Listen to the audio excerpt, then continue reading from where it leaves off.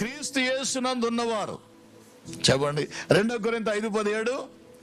కాగా ఎవడైనను క్రీస్తునందు ఉన్న ఎడల, హల్లెలూయా, వాడు మారు మనసు పొందాలి. మారు మనసు పొందిన వాడై పశ్చాత్తాపడి పాప జీవితాన్ని విడిచిపెట్టి రక్షింపడి మారు మనసు ఉంది, బాప్తిసం పొంది ఆ తర్వాత క్రీస్తునందు ఉండుట. క్రీస్తునందు ఎలాగ ఉండగలవు? దివారాత్రులు దేవుని వాక్యాన్ని చదివి ధ్యానించుట వలన, లేక పలుమార్లు దేవుని సందులో ప్రార్థన చేయటం ద్వారా,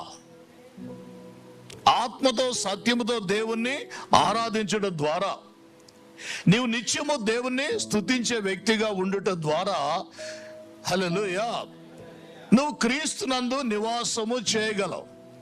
కాగా ఎవడైనను క్రీస్తునందు ఉన్న ఎడల వాడు నూతన సృష్టి. చెప్పండి అందరూ, వాడు నూతన అంటే నీ అంతరంగములంతా కూడా ఈ శరీరం తప్ప నీ ఆలోచనలు, నీ తలంపులు, నీ ఉద్దేశాలు, నీ మార్గాలు, నీ దర్శనం, నీ ప్రణాళిక, ఇవన్నీ కూడా ఇదివరకే కాదు, ఇప్పుడు పరలోక సంబంధమైనవి, ఇవి నూతనమైనవి, ఇవి నిత్యమైనవి, ఇవి మహిమకరమైనవి, ఇవి పరిశుద్ధమైనవి, ఇది నీతియుక్తమైనవి, ఇవి యథార్థమైనవి, ఇవి దీవెనకరమైనవి, ఇవి సమాధానం ఇచ్చే. దేవునికి స్తోత్రం కలుగుతాయి.